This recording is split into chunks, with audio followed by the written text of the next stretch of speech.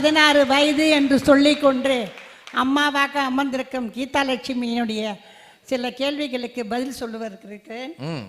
ரெண்டாவது, தீபாவளி குதூகலமாக இந்தியாவை போல இங்கே கொண்டாட முடியலன்னு சொன்னாங்க. நம்ம வந்திருக்கிறது அயல் நாடு, தெரிஞ்சுதான் இங்கே வந்திருக்கோம். இங்கே குளிர் இருக்குது, பனி இருக்குது, இப்படி தான் இருக்கணும், எப்போ புடவை கட்டணும், எப்போ பேண்ட் போடணும், அப்படி தான் வந்திருக்கிறோம். இங்கே எப்படி பட்டாசு போட முடியும், இங்கே எப்படி தீபாவளி கொண்டாட முடியும்? ஆனால் இல்லாத ஊருக்கு இழுப்பப்பூ சக்கரைன்பாங்க. பிள்ளைங்களுக்கு நம்முடைய வேர்களையும் நம்முடைய உறவுகளையும் மறந்து விடாமல் இருக்கிறதுக்காக நம்ம சொல்கிறது இதுதான் தீபாவளி. இன்றைக்கி இப்படி புது துணியெலாம் வச்சு படைக்கணும் அப்படின்னு நம்ம சொல்லி கற்றுக் கொடுக்குறோம். அது பிள்ளைங்களை உணர்ந்தாதான் என்னுடைய காலத்துக்கு பிறகு என்னுடைய பையன் சொல்லுவான், உங்கள் பாட்டி இப்படி படைச்சாங்க, நாங்கள் ஒரு காலத்தில் இப்படி செஞ்சோன்னு சொல்லுவாங்க. அதுக்கு தான் சொல்கிற மாதிரி அவங்க என்ன சொல்கிறாங்க, பண்டிகைனா குதூகலமாக இருக்கணும் அப்படின்னு சொல்கிறாங்க. குதூகலமாக டம் டம்னு இருந்தால் தான் பண்டிகை கிடையாது. பிள்ளைங்களுக்கு பண்டிகையை தெரியப்படுத்தணும். ஒன்று, பொங்கல்னா சாதத்தில் சர்க்கரை போட்டு களை கொடுக்குறது தான் பொங்கல்ன்றாங்க. ஒரு கால் கீதாலட்சுமி வீட்டில் சாதத்தில் சர்க்கரை போட்டு கலக்கிறது தான் பொங்கல்னுங்குது. ஆனால் எங்கள் வீட்டிலலாம் அருமையான சக்கரை பொங்கல் வைக்க நான் அடுத்து அவங்கள இன்வைட் பண்ணுறேன் எங்கள் வீட்டுக்கு. நாங்கள் பொங்கலுக்கு அழகாக இங்கே எவ்வளோ தமிழர்கள் வாழறாங்கன்னு தமிழர் வாழ கடைங்களை போய் பாருங்கள். இந்தியாவில் கூட அப்படி பேக்கிங்கில் கொடுக்க மாட்டாங்க. ஒரு வாழை இலையில் மஞ்சள் கொத்து, இஞ்சி, எல்லாம் மாயிலை, அருகம்புல்லு, பாக்கு, வெத்தலை அப்படியே சுற்றி பேக் பண்ணி 250க்கு விற்கிறது கார்டன் வரல. நான் இன்னைக்கு கீதாலட்சுமி சொல்லிட்டு போகிறேன். அடுத்த பொங்கலே கீதாலட்சுமி அங்கே போய் வாங்கணும். ஒன்று. ரெண்டாவது, பிள்ளைகளை நாங்கள் இன்னொன்று சொல்கிறாங்க, இங்கே எல்லாமே கோன்கத்தர் ஃபுட்டு தான். பாரிஸில் சுற்றி ஒரு நாளைக்கு ஃப்ளைட்டில் வட்டியாக காய்கறி வந்து இறங்குது. சுற்றி தமிழ் கடை இருக்குது. இதெல்லாம் எப்படி விற்குது? சரவண பவன்ல முருங்கைக்காய் சாம்பார் சாப்பிட்டேன் நான். என்ன கீரை இல்ல, எனக்கே பயமா இருக்கியா? இங்க என்ன கீரை இல்ல, எங்க ஊர்ல முருங்கைக்காய் இல்ல. இந்தியாவுல கூட அந்த பேர் யாரா கிடையாது. இந்தியாவிலே அந்த பேர் யாரா இல்ல. எங்க வீட்டுல போய் இந்தியாவில் போனா யாரா இன்னைக்கு மீன் மார்க்கெட்ல அப்படி பேர் யாரா வரலன்றாங்க. இங்க என்ன சைஸ் யாரா கேக்குறீங்க? என்ன காய்? பாவக்காய், கத்திரிக்காய், வெண்டைக்காய் இல்லாத காய் எங்க இருக்குது? எந்த ஊர்ல தமிழ் கடை இல்லை.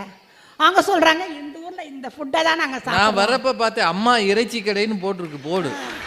பிள்ளைங்க பிக்ஸா சாப்பிடக்கூடாது. இப்போ நம்ம இங்கே சொல்றதே என்னன்னா, பிள்ளைங்க உணவு, உடை, பழக்கம் வழக்கம் சரியில்லை, நம்ம பேச்சு அயல் நாட்டில் கேட்க மாட்டாங்கன்ற சொல்லதான் நாங்கள் வந்துக்கிறோம். அவங்க என்ன சொல்கிறாங்க, இந்த ஊரில் பிக்ஸா அது இது பிள்ளைங்க விரும்புகிறாங்கன்னா அவங்க விரும்புகிறத விரும்பக்கூடாதுன்னு சொல்லி அவங்க நம்ம பக்கம் இருக்கிறதா நம்ம சொல்லி தரணும் தான் எங்களோட பேச்சு. ரெண்டாவது, பள்ளியில் போனால் அங்கே 2 பசங்க இருக்கிறாங்க, இங்கே 2 பசங்க இருக்கிறாங்க, நம்ம ஒரு வேற்று கிரகத்துலேருந்து வந்த மாதிரி தெரியுதுன்றாங்க. நம்ம மூஞ்சி நம்ம ஒன்றும் பண்ண முடியாது. நம்ம பார்த்தா எத்தனை எல்லாருக்குமே தெரியுமே. நம்ம இங்கே வாழறோம். இந்த நாட்டில் எந்த நாட்டில் வாழ்ந்தாலும், அமெரிக்காவிலே இருந்தாலும், லண்டனில் இருந்தாலும், நம்ம பிள்ளைங்க இந்தியாவில் படிக்கும்போது நம்ம வித்தியாசமாக தான் தெரியும். அது இயற்கை. அதுலேருந்து நம்ம உணவே பண்ண முடியாது. நம்மளை பார்த்தா பக்கத்துக்கு இருக்கிற பிள்ளைங்களுக்கு வேற்று கிரகம் மாதிரி இருக்குதுன்னு சொல்கிறாங்க. அது ஒன்றும் தப்பு கிடையாது. ரெண்டாவது, குழந்தைங்களுடைய பாஸ்வேர்டெலாம் பிடிங்கி வச்சுக்கிறாங்கன்னு சொல்கிறாங்க. நம்ம பிள்ளைங்களுக்கு எல்லாம் வாங்கி தரோம் தான். பிள்ளைங்க அதிலேயே மூழ்கி கெட்டு போயிடக்கூடாது என்ற ஒரு பயம்தான். பிள்ளைங்க அதில் என்னென்ன இருக்குன்னு நமக்கு தெரியும். நம்ம வளர்ந்த விதம் அப்பா சொன்னார்னு அங்கே நிற்கணும். 6 மணிக்கு அப்பா உள்ளே வராருன்னா நாங்கள் 5:15 ரூமுக்கு போயிடணும். அந்த காலத்தில். இப்போ நான் டீச்சராக இருந்தேன் இந்தியாவில். அப்பா வராருன்னா நாங்கள் சம்பாரிச்சா கூட அப்பாவுக்கு ஒரு பயம். இப்போ அப்பாவை தான் அவன் கால் மேற்கிற காலை கூட எடுக்க மாட்டேன்றான். ஏண்டாண்ணா சொல்லுங்கப்பான்றான். சொல்லு பாப்பா, உய் பாப்பான்றான், ஏந்திரிக்க மாட்டேன்றான். இப்போ என்ன சொல்றீங்க? அதை இந்த காலத்தில் எப்படி இருக்குதுங்க? ஒன்று. ரெண்டாவது, நாங்கள் முக்காசி இப்போ சொல்றது என்னன்னு கேட்டிங்கன்னா, பிள்ளைங்க கதவு சாத்தின்னு உள்ள 2 மணி மேலே வரலன்னு மலர்வாணி சொன்னாங்க. ஏன் எங்கள் வீட்டில் ஒரு பையன் கதவு சாத்தின்னு தான் செய்கிறான், 1 மணி நேரமாக வரலையே, படிக்கிறானா, வீடியோ கேம் விளாட்றானா, ஒரு தட்டி என்ன செய்யறது? ஏன்னா 12 மணிக்கு யாருன்னா போய் புள்ள ரூமா தட்டுவோமா சொல்லுங்க? அவங்க சொல்றாங்க 12 மணிக்கு. அவங்க கற்பனையில பேசுறாங்க. நீங்க மைக்கு லேசா விலகி நின்று பேசுங்க. ஏன்னா நீங்க பேசுறது எனக்கு எங்க இருந்தோ பேசுற மாதிரி இருக்கு. கேளுங்க, 12 மணி நம்ம கதவை தட்ட முடியுமா? நீங்களே சொல்லுங்க. முடியாது. அதனால அவங்க சொல்றது எதுவுமே சரி கிடையாது. அவங்களுக்கு இன்னும் அந்த அனுபவம் பத்தலமா. அவங்க வந்து பிள்ளைங்களை பெற்றுட்டு அவங்களே பிள்ளைங்கன்றாங்க. இன்னொன்னு, இந்த ஊர்ல நல்லா தெரியும் கல்ச்சர் என்ன, கலாச்சாரம் என்னன்னு. இங்க அமைதியா இருக்கணும், சத்தம் போடு, மெட்ரோ ட்ரெயின்ல பேர். நம்ம இந்தியாவில் காட்டுக்குச்சல் கத்துவோம், ஹார்ன புர்னு ஹார்ன் அடிப்பாங்க. இங்க 1000 கார் பண்ணாலும் ஹார்ன் அடிக்கூடாது. இங்க ஹார்ன் இல்லாம தான் கார் விக்கிறாங்க. இங்கத்திய கலாச்சாரம் ஒண்ணு இருக்குது. நம்ம அமைதியா வாழணும், சத்தம் போட்டு பேசக்கூடாது. முக்கியமா ஒரு விஷயம், மற்றவங்களுக்கு டிஸ்டர்ப் பண்ணக்கூடாது, கத்தக்கூடாது, இது பண்ணக்கூடாது, ரோட்ல கண்டது சாப்பிட்டு தூக்கி போடக்கூடாது. இது இந்த ஒரு கலாச்சாரம். இங்க உட்காந்து உங்க பையன் டம்மு திம்முன்னு குடிச்சா ஏன் மேல் வீட்டுக்காரன் கீழ் வீட்டுக்காரன் வரமாட்டான்? அப்ப நம்ம பிள்ளைங்களுக்கு சொல்லி தரணும். என்ன வீடு வந்து ஃபுட்பால் விளையாடுற கிரவுண்ட் அது ஒண்ணு. பசங்களை அமைதியா இருங்க, ஆரம்பத்தை சொல்லணும். சோஃபால உட்காருங்க, உட்காருதான் சோஃபா, அது மேலே ஏறி குதிக்கிறதுக்கு சோஃபா கிடையாது. நான் சில பேர் விட்டு பிள்ளைங்களை போய் பார்ப்பேன், சோஃபாலே நடப்பானுங்க. அப்பா அம்மா அது கண்டிக்கிறது கிடையாது.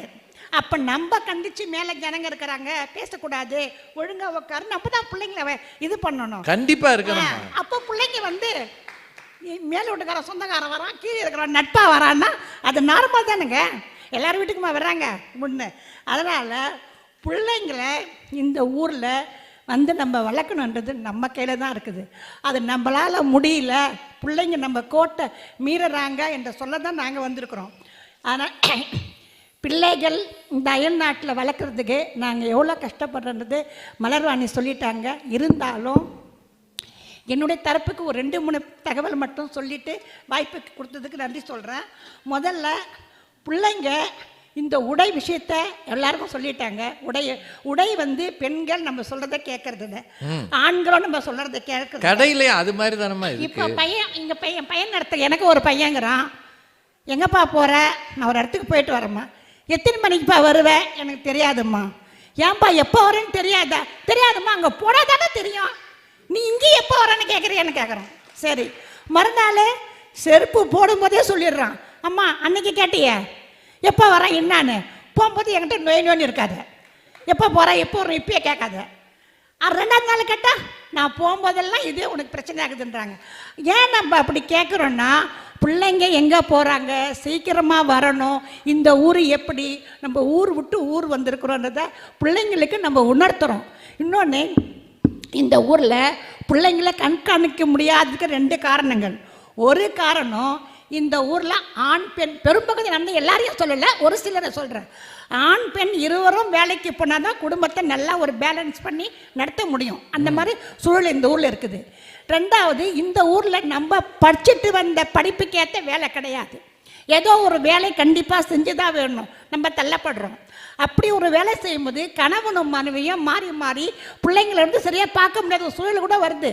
அந்த சூழல் வரும்போது நம்ம வீட்டில் இல்லையே, பிள்ளைங்க என்ன பண்ணாங்க ஏது பண்ணாங்கன்ற ஒரு பயம். நாங்கள் வேலை செஞ்சால் கூட 5 மணிக்கு பொண்ணு வந்துட்டு இருப்பாளா, உள்ளே போயிட்டு இருப்பாளா, நம்ம ஒரு ஃபோன் பண்ணுறோம், நீ உள்ளே வந்துட்டியாம்மா, எங்கே இருக்கிற, கேட் திறந்துட்டியா, உள்ளே போயிட்டியா. இந்த பரிதவிப்பு நாடு விட்டு நாடு வந்து இந்த ஊர் கல்ச்சரில் இருக்க, இந்த ஊரில் கல்ச்சரில் ஒரு ஃப்ரீடம் நாடு. பொண்ணு உள்ளே வந்து சேர்ந்தாளா, பையன் உள்ளே வந்தானா, இந்த நாட்டு பிள்ளைங்களால நம்ம பிள்ளைங்களுக்கு ஒரு தீங்கு வராதா, பிள்ளைங்க வந்து சொல்கிறோம் எந்த நேரமும் பயம். அவங்க சொன்னாங்க மடியில் நெருப்பு. ஒரு நாளும் வேலை விட்டு வீட்டுக்கு வந்தாலும் அந்த 5:30 மணி பசங்க பள்ளிக்கூட நேரம் வந்தாலும் நமக்கு ஒரு பயம் ஏற்படுது. ஒன்று, இது ஒரு பயம். 2வது நான் சொல்கிறது, வளர்ந்த பிறகு பெண்கள் திருமணத்துக்கு நிற்கும் போது அவங்களுக்கு ஏற்ற ஒரு வரன் இங்கே சரியாக கிடைக்கிறதில்ல. பெற்றோர்களை சிரமப்படுறது முக்கியமாக நான் சொல்கிறது ஒரு இந்த விஷயம். அவங்களுக்கு ஏற்ற வரன் கிடைக்கிறதில்ல. ஏற்ற வரன் கிடைக்காம எத்தனை பேரண்ட்ஸ்கள் மனசுக்குள்ளே கவலைப்படுறாங்க. இந்தியாவில் ஒரு பொண்ணுக்கு திருமணம் ஆகணும்னா ஒன்று நகை இல்லை, பண பிரச்சனை அப்படி இருக்கும், வேலை இல்லை, பொண்ணுக்கு படிப்பு இல்லைன்னு இருக்கும். இங்கே ஒரு பொண்ணு இந்தியாவில் கேட்பான், டாக்டர்னா ஒரு இன்ஜினியர் படித்த பொண்ணு வேணும், ஒரு 100 பவுன் போடணும் அப்படின்னு கேட்பாங்க. இங்கே எல்லா பொண்ணும் படிச்சிருக்குது, படிப்பு இங்கே முக்கியம். ஒரு பேக் தேவையான படிச்சிருக்குதுங்க, பணம் இருக்குது, நகைக்கு பிரச்சனை இல்லை. எல்லாம் இருக்குதுன்னா மாப்பிள்ளைக்கு தான் பிரச்சனை. மாப்பிள்ளை கிடைக்கிறது இல்லைங்க. நம்ம காத்து காத்து காத்து காத்து எல்லாம் இருந்தோம், நம்ம விரும்புகிற மாதிரி பிள்ளைங்களுக்கு வரன் கிடைக்கிறது இல்லை, காத்துன்னு இருக்கிறோம். இந்த நேரத்தில் பிள்ளைங்க தானாக ஒரு திருமணத்தை தேர்ந்தெடுத்துருக்குறாங்க. அது எங்களை ரொம்ப சிரமப்படுத்துது. ஏன்னா அவர்களா ஒரு தேர்ந்தெடுத்த திருமணத்தை நம்மளால தள்ளவும் முடியாது, வேண்டான்னு சொல்லவும் முடியாது. ஏன்னா இந்த ஊர் அப்படி, இந்த அதை அப்படி. அப்போ என்ன செய்யறது? பிள்ளைங்களுக்கு அவங்க சொல்படி நடக்க வேண்டியதாக இருக்குது. அப்படி கல்யாணம் பண்ணி வச்சாலும் இந்த நாட்டு ஒரு பிரஜையை, ஒரு வெள்ளைக்காரியை நம்ம பிள்ளைக்கு கட்டி எவ்வளோ குடும்பத்து இருக்குது. நான் ஒரு குடும்பத்தை குறிப்பிட்டு சொல்லலை, இங்கே இருக்கிற எவ்வளோ தமிழர் பிள்ளைங்க வெள்ளைக்காரையை கட்டிக்கிறாங்க. இப்போ எங்கள் குடும்பத்தில் தான் அப்படி ஒருத்தவங்க வெள்ளைக்காரையை கட்டியிருக்கிறாங்க. அப்படி கட்டியிருக்கும்போது நம்மளால் நம்முடைய கலாச்சாரத்தை தானே இழந்துடுறோம். ஒன்றும் சொல்ல முடியாது, பேர பிள்ளைங்க கொஞ்சம் முடியாது. நம்முடைய உறவே அந்த இடத்துல என்ன ஆகுது பாருங்க, நம்முடைய பண்பாடு கலாச்சாரம் எல்லாமே வீணா போகுது. இதனால சில பேரண்ட்ஸுக்கு தள்ளாமே வராமே தளர்ச்சி வந்துடுது. இப்போ எனக்கு என் பொண்ணு இப்படி பண்ணிட்டாலே நினைக்கும் போதே என்னுடைய வயசுக்கு மேலே தள்ளாமை என்னை வந்து அடையுது. அதனால் இந்த ஊரில் முக்கியமாக பெற்றோர்கள் அதிகம் கவலைப்படுது, பையனுக்கேற்ற பொண்ணு கிடைக்கிறது இல்லை, பொண்ணுக்கேற்ற மாப்பிள்ளை கிடைக்கிறது. இது கூட பையன் ஒரு பொண்ணை ஆசைப்பட்டு அம்மா நான் இவ்வளோ தான் கட்டிக்கணும் சொல்கிறான், ஒருத்தன் சொல்லாதே கட்டிக்கிறான், பரவாயில்ல. ஆனால் கண்ணுக்கு கண்ணா முத்துக்கு முத்தா வளர்த்த பொம்பளை பிள்ளைங்க இன்னைக்கு இந்த மாதிரி போய் அம்மா நான் அவளை தான் கட்டிக்கணும் சொல்லும்போது கண்ணாடி பார்த்த மாதிரி உடங்கலை, மேலே இருந்து அந்த உழுந்த ஊரில் ஒரு கண்ணாடி எப்படி நொறுங்கி போவோம், அந்த மாதிரி நொறுங்கி போவோம். ஏன்னா பண்பாடு கலாச்சாரம் பண்பு என்ற ஒரு கூட்டுக்குள்ளே வளர்ந்த நாங்கள் எங்கள் பிள்ளைங்க எங்கள் கண்ணு எதிர்க்கையே இன்னொரு பிரஜையை கை பிடிச்சிக்கிட்டு எனக்கு அவன் தான் கணவன், அவன் தான் துணைவன், நான் அவனை தான் கட்டிக்க போகிறேன்னு சொல்லும்போது பெற்றோர்கள் அதிகம் சிரமப்படுறோம், அதிகம் வேதனைப்படுறோம். ஆதிலட்சுமி அவர்கள் ரொம்ப உருக்கமாக பேசியிருக்காங்க. அது அவங்களோட அனுபவ வெளிப்பாடு. ஆனால் நல்ல நல்ல செய்தி சொல்லியிருக்கிறாங்க.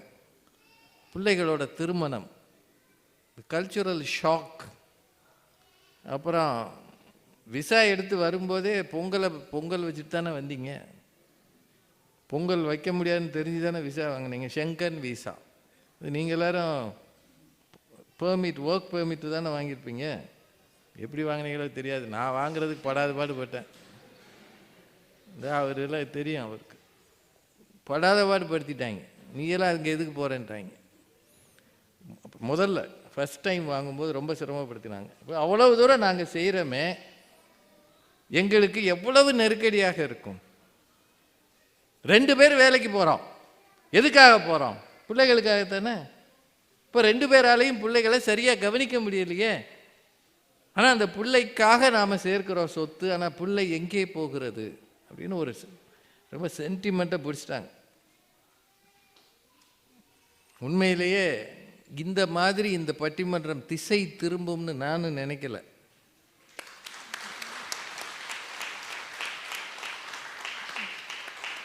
விளையாடுறது, ஓடி விளையாடுறதுலாம் முக்கியமா? செட்டில் ஆகிறது எங்கே? அவங்க கேட்ட கேள்வியில் உண்மை இருக்கிறது, உயிர் இருக்கிறது. ஆதிலட்சுமி மேடம் அவர்களுக்கு எல்லார் சார்பாகவும் வாழ்த்துக்கள், பாராட்டு.